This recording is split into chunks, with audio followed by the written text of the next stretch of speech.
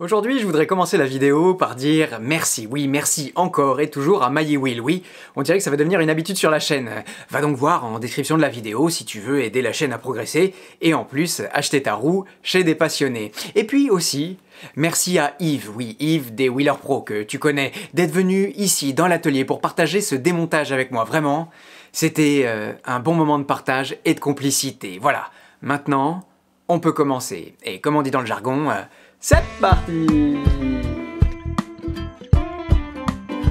Salut à toi!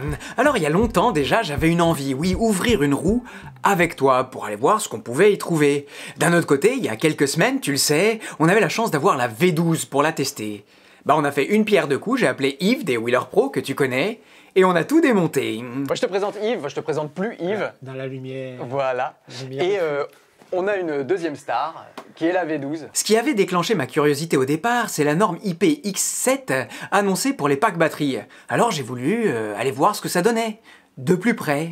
Ah, et puis il y a aussi que InMotion a une bonne réputation en termes de qualité d'assemblage comparée à la concurrence.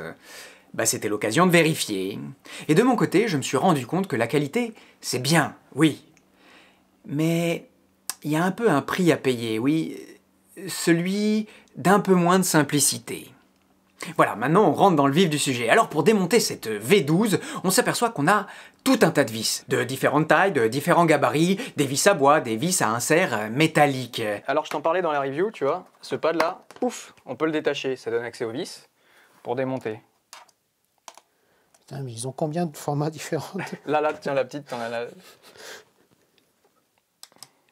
Non, même pas. Pour enlever la coque, il faut retirer les pédales, et c'est l'occasion de découvrir le système d'attache des pédales réglables dont on a parlé dans la review. Tu vois, là t'as des pas de vis en haut, là t'as les pas de vis dans lesquels je suis, et t'as d'autres pas de vis en bas. Et ça veut dire que t'as 3 supports de pédales, et je te promets, je te le disais dans la review, ça fait énormément de différence. Et moi je me suis mis au milieu, mais là c'est pété. T'es pété. Ouais. T'es pété puis t'es flou. Voilà. Ça, c'est pas bon, ça, parce que Ah. ça joue sur la rigidité de la coque. Bon, mais le gros truc, c'est que quand c'est des points positifs, on dit ah c'est bien. Quand c'est des points négatifs, on dit oui, mais c'est un prototype, peut-être que ça va changer. Mais bon, il y aura des trucs à vérifier. On a continué à démonter, on a ouvert les coques pour dévoiler les fameux packs batteries que j'étais venu vérifier et qui se sont avérés drôlement bien scellés, en effet. Waouh. Fallait pas être curieux. Alors ce serait ça le bloc IPX7 des batteries? Bah, à mon avis, oui. Alors, ça, là, Là, il est content, le Yves. Alors si on regarde de plus près, on s'aperçoit que les vis, elles sont complètement, s'il veut bien faire le point, là, elles sont bloquées par elles sont coulées dans la masse. Enfin, elles sont ils bloquées ont mis du silicone, par du quoi. silicone, ouais. Alors, par contre, après, au niveau maintenance, il y a quand même beaucoup de vis. ici, on a des inserts en métal. Très bien, on est content. Et ici, par contre, c'est du plastique, quoi. Voilà, on a la démonstration du chef. Ici, c'est du plastique, du métal. Et là, c'est vis pointues à bois. Bon. Après, ça nous permet quand même de voir que InMotion, c'est plus lourd. C'est vrai que 29 kg, j'ai l'impression que les gens, quand ils ont vu 29 kg, ils ont retenu que ça. Mais oui, chaque truc, bah, c'est un truc en plus, quoi. Donc 3 grammes par-ci, 10 grammes par-là, 100 grammes par-ci. Bah, ça finit par faire des kilos à l'arrivée. Alors oui, évidemment, il y a déjà les 1750 Wh de batterie. Il y a le moteur qui est 2500. 2500 watts, c'est beaucoup, hein. Et maintenant, les choses intéressantes commencent. Donc, une vis, 2 vis là, 3e vis là, 4e vis là, et on glisse vers l'extérieur. Et ça découvre, là, les enceintes. Et il y en a de l'autre côté aussi. 4 enceintes? 4 enceintes. On peut voir ici le détecteur de luminosité, tu vois, qui est sous la coque translucide. Et puis à côté, on a le bouton marche-arrêt, qui est relié par un petit câble. Alors là, je suis curieux parce que ça se défait, mais... Voilà, il y a les câbles. Du coup, on ne peut pas vraiment tirer. Tu vois que c'est la carte mère, là, qui se découvre? Bah, elle doit être enfermée. C'est quoi, ça? Enfermée là-dedans. Ça, c'est des radiateurs. Refroidisseur. Donc ça, c'est comme pour la V11. Tu as la carte mère qui est enfermée dans un bloc. Ah, dans le bloc, ok. Alors, je ne sais pas en quoi c'est. Ça va être plastique. Plastique, ouais. Mais on aperçoit ici les refroidisseurs. Alors une fois qu'on avait vu le pack batterie, qui m'intéressait, une fois qu'on a vu comment l'accès à la carte mère se libérait, j'avais envie de voir, moi, comment le pneu allait pouvoir se changer. On se souvient de la Ratio Wheel dont on a parlé il y a peu de temps sur la chaîne, où pour changer un pneu il fallait 45 secondes. Et je sais que c'est une option qui plaisait parce que oui, pour changer le pneu, il y a quelques câbles à débrancher et c'est pas compliqué. Sauf que plus la roue est sophistiquée, plus ces câbles sont nombreux et difficiles d'accès. Et comment dire ?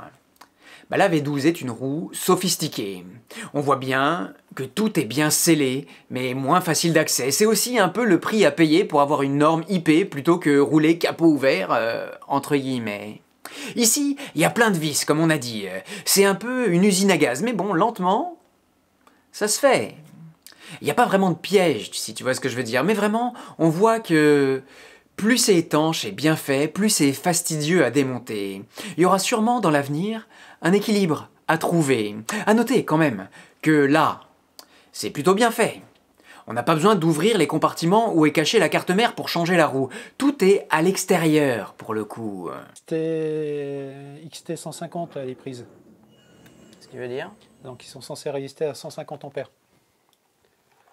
Mais du coup elles sont plus volumineuses. Donc on est content. Donc on est content de ce côté-là. Ils ont poussé le bouchon jusqu'à faire des petits compartiments là, sur mesure pour chaque truc. Pour chaque XT90. Chaque prise, même les prises ici là, pour oui, l'archage. chaque petite prise a son compartiment, quoi. Et même pour les prises... Je peux me permettre? Ouais. Tu vois là? C'est du sur-mesure, sur-mesure. Cette petite pièce là, elle est moulée pour que ça rentre au millimètre, quoi. Et alors, est-ce que tu vois un fusible? À quoi ça sert le fusible? Tout le monde parle de fusible. Le fusible, si tu dépasses une certaine densité, il va sauter. Donc par exemple, si tu mets sur l'alimentation qui vient des batteries, si tu as un court-circuit quelconque, le fusible va protéger pour éviter que les batteries prennent feu carrément, parce qu'elles auraient dépassé leur température de fonctionnement. Mais ça n'a rien à voir avec le roulage. Non, parce que... Ça ne peut pas nous sauver d'un cut-off. Non. Donc on a deux contacts en plus au milieu, donc d'habitude on n'a que les deux gros. Donc XT90 censé résister à 90 ampères en continu. Donc bien dimensionné de ce côté-là, même si d'habitude du XT60 suffit largement. Donc encore une fois, ils ont mis le paquet là. Ils ont mis le paquet, ouais. D'accord. Donc ça c'était les deux gros connecteurs, c'est les deux gros connecteurs qui relient à la batterie. À chaque batterie de chaque côté. Chemin faisant, et à mesure que je parlais avec Yves, j'apprenais tout un tas de choses qui m'émerveillaient sur nos objets. Et même si c'est un peu long, ça me fait plaisir de partager. Qui est super protégé. Là, si je mets en contact, c'est difficile de mettre en contact. Et ça, c'est ce qui va vers l'appareil à alimenter. Parce que là, si je mets en contact, c'est possible. Ouais. Donc, ce qui vient d'énergie, toujours la partie femelle et la partie mâle, vers la partie à alimenter. Petit à petit, la bête commence à se dévoiler. Hein. Je parle pas de la roue, je parle de Yves, évidemment. Oh non, au secours. Voilà, ouais, c'est vrai que moi, tu vois, ça m'impressionne quand je vois ça. Après, c'est pas si compliqué que ça au final. Il y a des couleurs, il y a des codes couleurs assez clairs. Il faut avoir une bonne mémoire. C'est ça, ouais, en général, je prends des photos, moi. Et donc, ce qu'on disait tout à l'heure, tous les trucs jaunes, c'est pour la batterie, et ça, c'est quoi? Ça, c'est les phases moteur, c'est pour alimenter le moteur. Depuis la batterie. Depuis la carte mère. On refait. Ça va de la batterie à la carte mère. Ça va de la batterie à la carte mère. Et ça va de la carte mère au moteur. Voilà. Oh, j'ai compris. Ouh là là. Il y a un moment, j'ai vraiment cru que je ne comprendrais pas. C'était laborieux, hein. Il comprend vite, mais il faut se piquer longtemps. C'est pas vrai, c'est pas vrai. Dis-moi en commentaire si toi t'as compris, même après l'explication. Et alors, pour ce qui est des explications techniques du moteur, on en reparlera de façon plus claire dans un autre sujet plus préparé. Mais...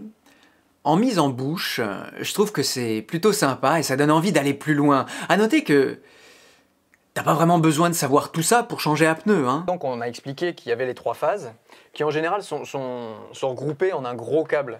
Là, tu vois, la gaine est très fine, le passage quoi. Là, c'est pas une gaine du tout, c'est un passage, c'est très fin. Et du coup, ils ont décidé de faire l'inverse, de les désolidariser pour pouvoir les aplatir et faire une coque peut-être de 1 cm de moins quand même au final.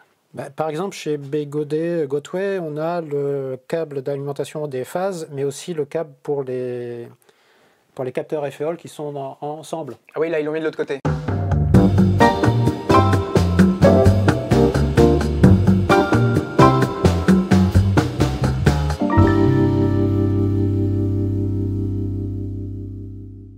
Là, le problème, c'est que donc, tu vois, il y a les câbles qui vont dans le moteur et qui doivent passer par ce petit trou-là.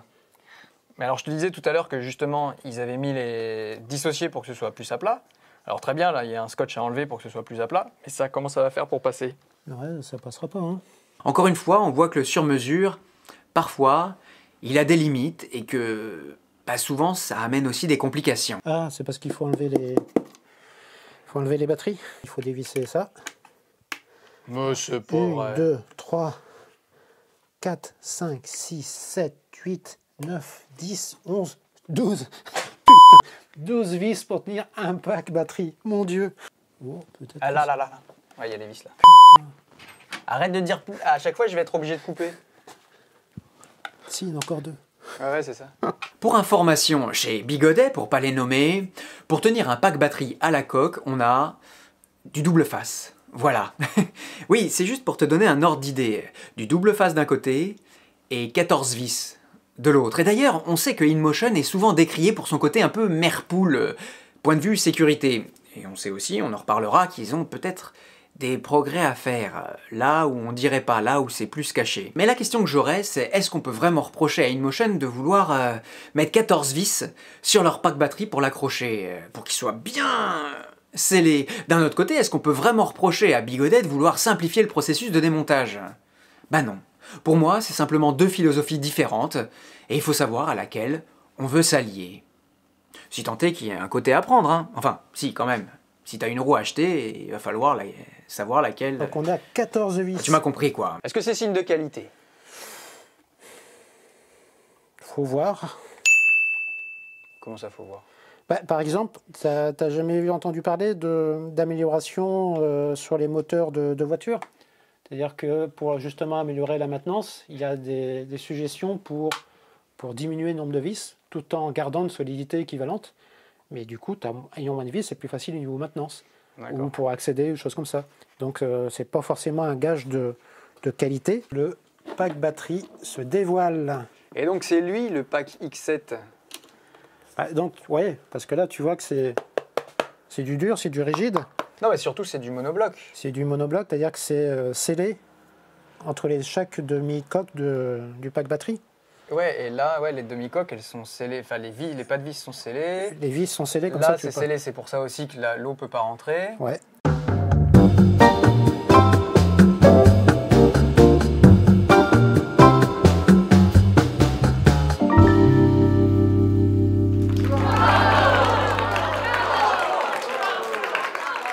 Et comme ça, on va pouvoir voir dans le passage de roue. Hey, t'as vu le radiateur? Ah ouais. Alors attends. Et donc à l'intérieur du passage de roue, on a un énorme radiateur. Un refroidisseur de la carte mère. Parce que la carte mère, en effet, elle est, comme Yves va nous montrer, pile de l'autre côté. Est-ce que... Voilà. Donc elle est au-dessus, enfermée sous ça. Pour ce qui est du radiateur, il y a de quoi s'enthousiasmer, oui. On remarque que grâce à lui, on a un refroidissement entièrement passif. Fini, plus aucun ventilateur. Bonjour le silence quand on glisse. Mais ça, tu vois, pareil, ça c'est hyper lourd. C'est hyper lourd, mais c'est hyper efficace parce que ça profite des courants d'air générés par la roue. Générés par la roue. Donc c'est pas mal comme emplacement. C'est malin. Puis après, c'est assez grossier pour que même s'il y a de la terre, un truc comme ça s'enlève facilement et autres. Ouais, il n'y a rien qui peut rester bloqué dedans. Si, s'il y a vraiment de la gadoue qui vient, ça va faire des gros tas de gadoue. Et encore, quand ça séchera, ça pourra retomber. On a bien du joint entre les demi-coques là pour étanchéiser. Ouais. Donc ce côté-là, c'est pas mal. Bon, et après, quand j'ai démonté, je dois rentrer chez moi. Hein. Oui, bien sûr. De toute façon, moi, je dois renvoyer la roue. Je vais renvoyer aux pièces détachées. Mais non, c'est pas vrai, parce que la roue va chez les Wheeler Pro. Ah merde, j'ai pas pensé à ça. Est-ce que toi aussi, tu penses que cette vidéo n'a aucun sens? Mais je la trouve intéressante. Franchement, si j'arrivais à partager avec le montage tout l'intérêt que j'ai à la filmer, eh ben, ce serait gagné. Regarde-moi ce bazar. Encore un connecteur. Ah, et c'est le bloc carte mère là que tu es en train d'enlever. Le capot de la carte mère. Il n'y a pas la carte mère dedans? Non, elle est fixée sur le radiateur qui se trouve en dessous. D'accord. Qui se trouve fixé à la coque. Oh, c'est une vis Ce n'est qu'une vis, une de plus. Puisqu'on en est là et que toi t'es toujours là, on s'est dit qu'on allait aller voir la carte mère de plus près.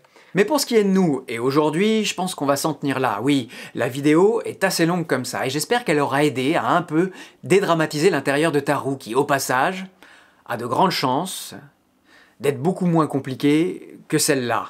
Oui, bon, de notre côté, et par curiosité, on l'a quand même fait, on n'était plus à quelques vis près. Mais après les vis, c'est les connecteurs qu'il a fallu repérer et déclipser. Bref, on n'avait vraiment pas terminé notre journée. Et puis après, il a fallu tout réassembler. Encore une fois, cette histoire de sur-mesure, eh ben, il y a un trou comme ça pour faire passer un câble comme ça. Du coup, parfois, c'est un peu compliqué. Tu vois, tous les fils doivent passer par ce capot, évidemment, qui est le capot de la carte mère, et par ces petites encoches. Et j'aime autant te dire que... C'est pas facile. Avant de conclure et de redonner la parole pour conclure au Gadjo dans l'atelier, moi je voudrais ajouter qu'avec le démontage de cette roue, InMotion montre encore une fois une forte impression de qualité. À quelques exceptions près, oui, on a vu du plastique un peu fragile qui a cassé au niveau des pédales. Le truc, c'est que chez InMotion, en ce moment, on a aussi, même si on en parle moins, pas mal de problèmes de fiabilité. Et ça saute aux yeux quand on en parle au magasin. On voit que la fabrication est bonne, mais encore une fois, si le corps est beau, parfois la tête est un peu détraquée. Et j'espère franchement que ces problèmes-là vont être vite réglés. C'est un sujet que je voulais aborder, mais je sais pas comment, parce que je veux pas te faire peur d'un côté, te disant que... Mais bon, à force d'en parler, que les réparateurs de roues me disent « Ah là là, on en a marre de ces InMotion qui font un peu ce qu'elles veulent. » Voilà, donc je te le dis en fin de vidéo, comme ça, à prendre avec des pincettes. Espérons simplement que le message soit envoyé à InMotion pour vraiment régler leurs problèmes. Retour à l'atelier, pour terminer. 3, 2, 1... J'ai quand même vachement attendu le moment où ça n'allait pas s'allumer. Ça s'allume pas. Ah, je pense que tu l'as allumé 2 fois. Il me fait des frayeurs. J'ai pas l'habitude. Ah, ça y est. Ah, wow. C'était pas prémédité. Bon, c'est quoi ton last word? Beaucoup de vis. Et beaucoup de vis différentes. Beaucoup de connecteurs. Donc prenez des photos si vous démontez pour savoir quoi remettre où. Et puis repérez bien les vis, savoir où elles vont aussi. Hein. T'as vu, lui, il est poli, il te vous voit. C'est bien. Voilà, je crois qu'on a tout dit. Alors oui, c'était un format un peu différent. Tu peux me dire ce que tu en as pensé. J'imagine que ça aura donné une vidéo assez longue, ou alors j'ai réussi à tout couper parce que ce qu'on disait n'était pas intéressant. Si ça tombe, je parais même pas à l'écran. Bah si, parce qu'on quand même tout a changé. Enfin, on verra. En tout cas, merci beaucoup Yves. Ah, de rien. Parce que c'est là-dessus qu'on va se quitter. Je sais pas trop. Non, moi franchement cette V12, alors toi tu l'as pas encore testé, mais moi cette V12, elle me plaît. Alors dans la mesure où moi franchement, mes roues, je pars du principe que je vais pas beaucoup les ouvrir quoi. Là pour changer les pneus, on a vu que c'était pas non plus, il y a toutes les vis à dévisser, mais... Non, pour changer les pneus, non, ça va encore relativement. C'est ça, donc moi elle me plaît, même en l'ayant ouverte. Je m'attendais, tu sais, aux fausses bonnes surprises, genre ah oui, InMotion, ils font du sur-mesure, mais en fait c'est pas si terrible que ça si on regarde de plus près. Et moi je trouve que oui, chaque chose a sa place, tout est compartimenté. C'est au millimètre. Hein. C'est vraiment au millimètre, on l'a vu là pour les câbles, ouais. Les cosses, ouais. Tout à fait. Voilà, je t'invite à commenter et à féliciter Yves en commentaire, parce que non, tu lis pas les commentaires de cette vidéo. Et je t'invite à aller t'abonner au Wheeler Pro, tiens, juste là. Alors pourquoi ce sigle tribal là? Ah, ça, faut demander à Olivier. Oh l'autre, hey, il botte en touche. Allez.